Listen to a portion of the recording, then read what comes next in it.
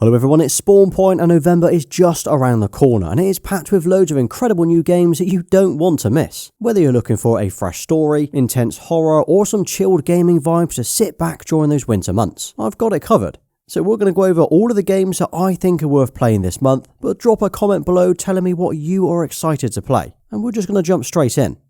Okay, so we're kicking today's video off with one of my personal favourites, which is LEGO Horizon Adventures. If you've played any of the previous LEGO games like Star Wars, Marvel or Jurassic Park, you already know this is going to be a lot of fun. So this time we get to play as Aloy, the machine hunter that we've played in both Horizon Zero Dawn and Horizon Forbidden West. But this time you get to explore the world completely designed in LEGO bricks. So building, breaking, climbing and fighting our way through the Horizon world. Now, I've not played this yet, but from the trailers and the early gameplay that we've seen, this has got to be one of the best looking LEGO games that I've ever seen. I'm not sure if it's because it's been designed with the PS5 in mind, or that the lead devs behind have been changed, but this just looks incredible. Like, the thing that caught my eye was the lighting and the shadows in some of these scenes, to the point that it almost looks like real LEGO bricks. And then because it is a LEGO game, there's going to be loads of humour and Easter eggs throughout, which brings a nice twist to the Aloy and Horizon game that we're used to. And then we have the gameplay. So what I've always liked about LEGO games is the fact that you can choose to either play it solo, or you can go at it in co-op mode. And what's great is this one is no different. In fact, you can either play this couch co-op where two of you can run around the same screen, or you can play this online. For me, that's what these games are all about. Smashing bricks, fighting the enemies and collecting coins, all while teaming up with your family or your friends. So if you're a fan of LEGO games, the Horizon games, or you just want a new couch co-op game to play, this is going to be awesome. And what's great is, even though Horizon itself is a PlayStation game, LEGO Horizon Adventures will be coming to PS5, PC and the Switch on November 14th. Oh, and I've just thought, I wonder if this collab between LEGO and PlayStation exclusive will in fact open the doors to more games. Imagine a God of War or The Last of Us game, but in LEGO.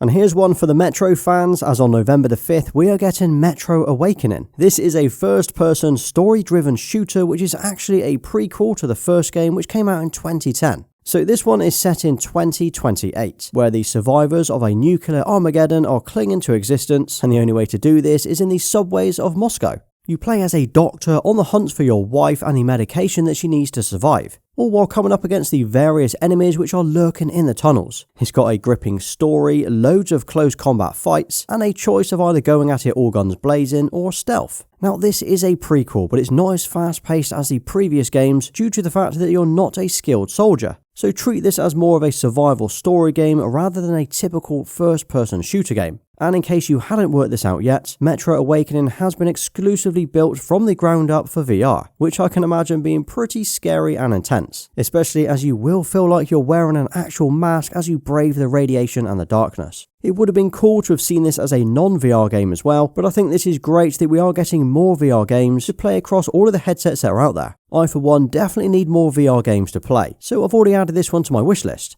So Metro Awakening VR drops on November 5th, and that's coming to PSVR 2 and PC, and it will work on the new MetaQuest 3S, which I did do a review on a couple of weeks ago, so I'm excited to see how it plays on there. Okay, so Towers of Aghasba is like nothing else in today's list, and typically I would expect this to be a PC exclusive, but the fact it's coming to the PS5 in November as well, I had to include it in today's video. It also looks absolutely stunning. So this is a huge open world game set in Aghasba, which was once invaded and destroyed by a destructive force. Your job as the tribe's junior architect is to help rebuild your homeland to its former glory. And I'll tell you what, the visuals of this are really impressive. It's kind of giving me Avatar meets Horizon vibes, which I'm 100% all for. And the best part is, we can explore absolutely everything. Now, throughout the game, we will get to travel across the world, climbing the mountains, gliding through the air and riding through the landscape. But there will be plenty of building too, where we'll have to plan and build towns in order to rebuild the civilization. On top of that, we can grow plants and trees, each with different resources to build and wildlife to live in. Oh, and then once you've built your island and you're happy with it, you can invite up to 3 friends into your world, so they can explore your island, trade items, and help you fight those battles. Now, bizarrely, unless I've been living under a rock for the last few months, I've seen very little hype or noise about this game, which is surprising as the art style and the visuals look incredible. Maybe this will ramp up as we get closer to the launch date, which is on November 19th. But this launches in early access on the PS5 and PC. Let me know what you think to this. And next up is Stalker 2 Heart of Chernobyl, and wow, this is going to be a must play in November. So it's a first-person shooter survival horror game which is set in a post-apocalyptic Chernobyl. It's been about 15 years since the last installment, so you could say this sequel has been long awaited. Now you once again take on the role of a stalker, exploring and navigating your way around the zone, which is filled with hostile environments, mutated creatures, and of course radiation. Now this game is dark, it's eerie, and it's everything that we wanted from a sequel. And if you didn't know this already, Stalker is an acronym, and it's an acronym for scavengers, trespassers, adventurers, loners, killers, explorers, and robbers. So that's who we are. But this isn't just a run and gun game. This really doubles down on realism and survival aspects. So you're going to need to manage your hunger, sleep, health, and try to stay alive. The devs have also said this is a non-linear story, so expect to make your own path and your own decisions as you explore around the map. And with the advanced AI systems that they've implemented, combat will be challenging at times to the point that you'll want to be more tactical with your approaches. And then we have got to talk about the visuals. Again, we can only go from the trailers and the gameplay that they've shared online, but this looks great. It's been built in Unreal Engine 5, which gives us these stunning graphics with some pretty impressive environmental details. Like these dark underground scenes and the weather-driven lighting effects are going to blow us away. And as for the map, well, it's going to be huge. It's made up of 20 regions and it's going to be seamless, so we can explore and navigate our way around pretty much however we'd like. So yeah, combining the post-apocalyptic world, vast open map and this stunning design, this for me is a must-play. It launches on November 20th and it's coming to Xbox and PC, and it will be on Game Pass day 1, so definitely check this one out. And if you're ready to take to the skies, we're getting a new installment of Flight Simulator, which is Microsoft Flight Simulator 2024. And this is without doubt one of the most highly anticipated sim games out there. And this next chapter in the series is looking really good. So we've not only got the entire world mapped out to explore, which still blows my mind how they've been able to achieve this, but every airport to take off and land at, and more than 70 planes, jets and helicopters to fly. Now let's be honest, none of this is new, and we've been able to do this for years, but where the changes really come in are with the graphics and the career mode. So firstly, this game looks ridiculously good. The entire world has been replicated with more than 40,000 airports, 1.5 billion buildings and 3 trillion trees. And as before, you can land anywhere, but for the first time you can exit your plane and explore 27 highly detailed areas from the ground. This is huge. Plus, everything is influenced by the seasonal changes which will also affect your flights. But it's not just the visuals that look awesome, it's the new career mode. So of course you can just fly around the world and do your own thing. I mean, that's what I normally do. But there are now several careers that you can choose from. And from the list that we've seen so far, this should be more than enough to keep you busy. We've got search and rescue, cargo transport, air ambulance, mountain rescue, glider pilots, and so many more. I think I've counted about 19 to 20 so far, but I assume that even more will be added at a later date. And then not forgetting that this is a flight sim, so you can play this as realistic as you'd like, with full controls and all assists turned off. Although with my very limited experience flying planes on the previous game, I struggled to take off, let alone safely land without taking all of my passengers with me. So Flight Simulator 2024 launches on November 19th, and that's coming to Xbox Series X and S and PC. And obviously don't forget that if you are on Game Pass, it will be on there day 1.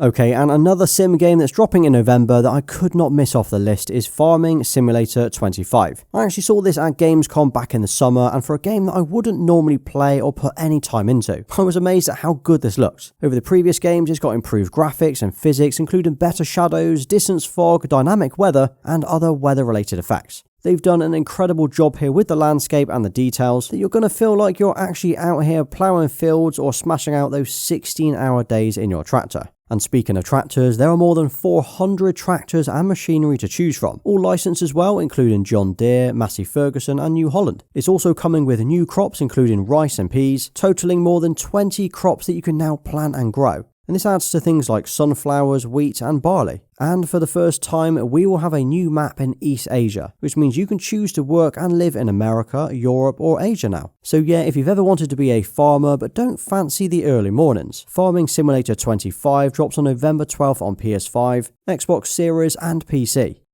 And these two brothers return once again for a new adventure in Mario and Luigi Brothership. But instead of exploring the Mushroom Kingdom like we've done before, this time we're heading to the high seas. It looks like Concordia has been broken apart and it's up to Mario and Luigi, or you, to reconnect to the islands and save the day. We've got 3D gameplay, a nice classic art style of both the world and the characters, and a turn-based combat system. There's also a ship, which is what you'll use to navigate around the seas, jumping from island to island. Oh, and each island that you come across to save and reconnect are completely different, so they all have a unique design, enemies to fight, and tasks to complete. So we've got Rumbler Island, Flora Island, and Slip and Glide Island to name a few. There are of course the usual challenges to complete as well, such as puzzles where you have to work together in order to move on, seesaws and wall hangs. I mean, this looks and plays like a typical Mario and Luigi game. So Mario and Luigi Brothership launches on November 7th, and that's obviously coming exclusively to the Switch.